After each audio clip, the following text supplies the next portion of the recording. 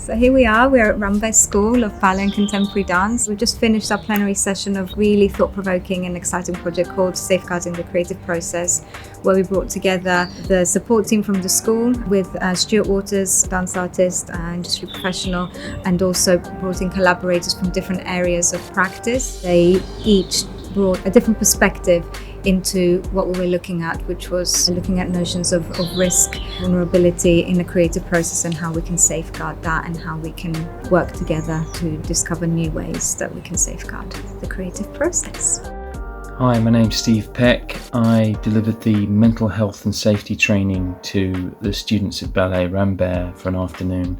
What a privilege to work with those young people. They really engaged with the model that I was sharing with them. Broadly speaking, the model combines the mental health continuum view of mental health and mental illness and the needs and resources model of what we are as human beings, as living organisms that have needs that have to be met in order for us to be mentally healthy, and innate inborn resources to be able to help us to get those needs met in order to be mentally healthy.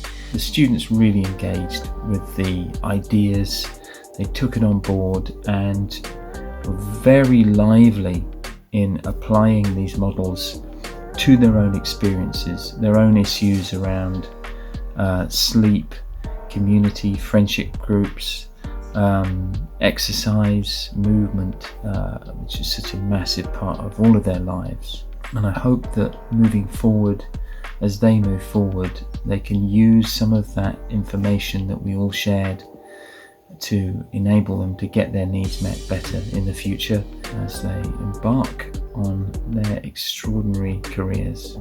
The focus of our Rock Bottom session was to help students recall and remember and re-experience their love of dancing. We drew on Csikszentmihalyi High's theory of flow to inform this work, to help the students realise the positive psychological aspects of their experiences in building resilience and coping in adversity. We covered some key psychological training tools such as goal setting and positive self-talk, relaxation, to help students develop a toolbox of skills to face the challenges that they may encounter as dance artists. My name is Chris Nash. I oversaw 2 days of workshops with the second year Rambert students based around the idea of portraiture. We use that as a starting point for exploring self-image and the performing self.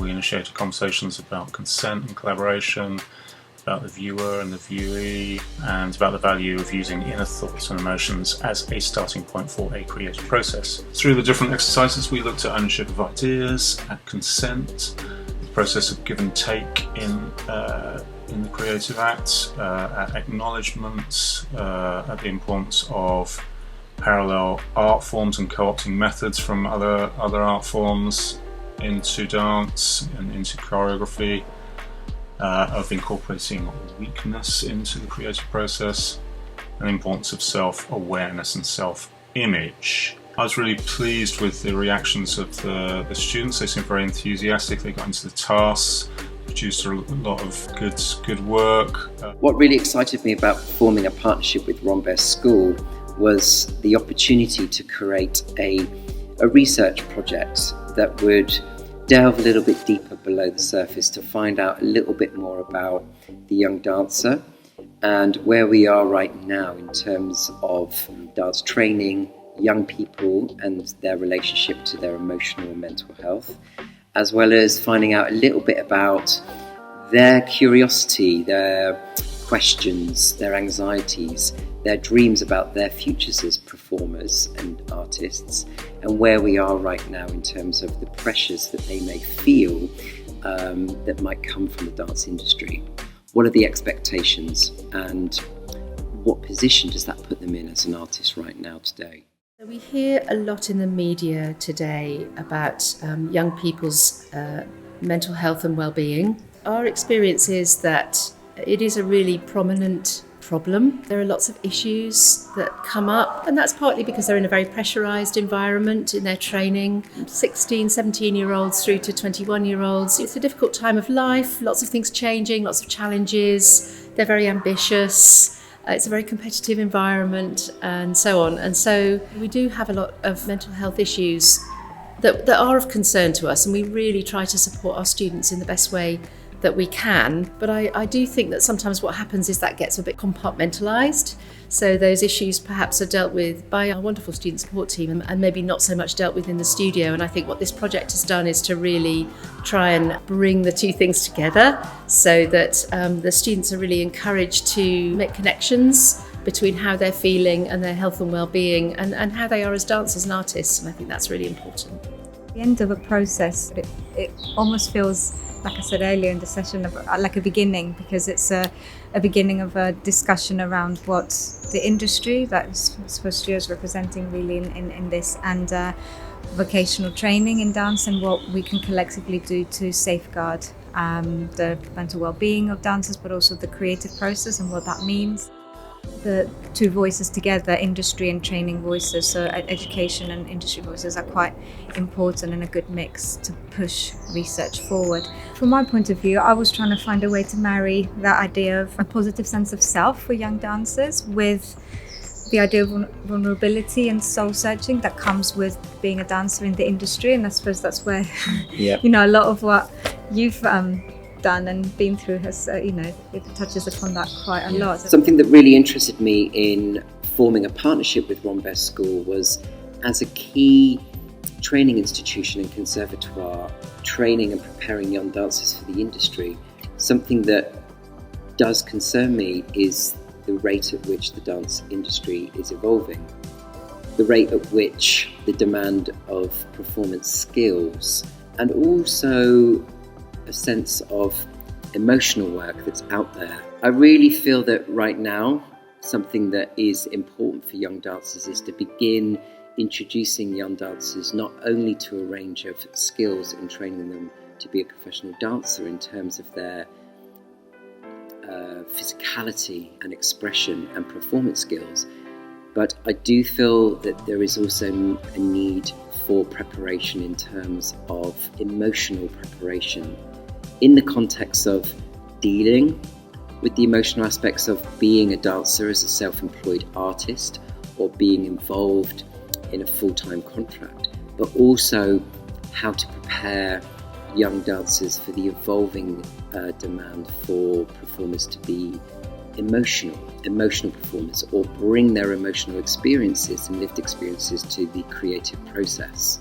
As an artist with lived experience of chaotic emotional mental health, whilst being a performer, I wanted to reach out and share my experience with the dance industry and help gain some new perspective on how we could potentially prepare young dancers for the industry. How can we prepare and safeguard audiences for an evolving art form?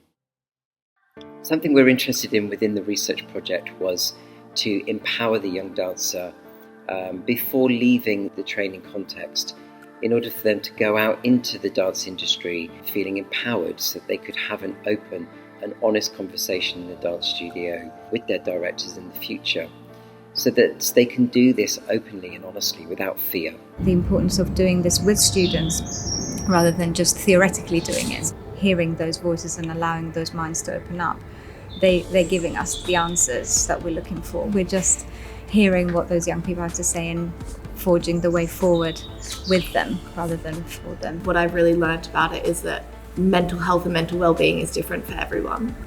It made me think about what it means to me and what questions do I need to ask myself, or how do I agree or how do I disagree to form this overall kind of safeguarding process for myself, just as Stuart has his own one that he's developed. We were all coming at it from different angles, from dance practitioners, dance scientists, just general psychologists, and it allowed you to go on this journey and decide whether you agreed or disagreed, and what kind of methods work for you and your practice. I think it's funny that the ones I found most, I guess you could use the word uncomfortable, for me, were the ones that I think are going to help me when it comes to working in a company and working with other people that I might not know as well as I know these people. So I'm glad I got I guess, practice this experience with people that I feel safe with and in a safe environment. And I think the thing that I've taken from all the sessions is that saying no to some things doesn't necessarily mean you're going to end up worse off or you're going to miss out on things. Before the sessions, I never really thought about how I could have a kind of safeguarding process. And looking into the future about me being a freelance artist, now I see the importance of having that. It affects you because it's every single day that you're doing the same thing, and when it's a negative space for your head, for your body, it's not going to reflect. This kind of universal stuff that can be taught or even just informed about is so crucial. Like, it would just make such a difference. I think there's quite a clear difference between dancers being healthy enough to function and be like successful and happy individuals who will then contribute greatly to the industry and to a company, and a situation where dancers aren't being prepared for the industry and what they're going to face. And I think it's almost ironic because it's the best preparation to have that kind of mental preparation.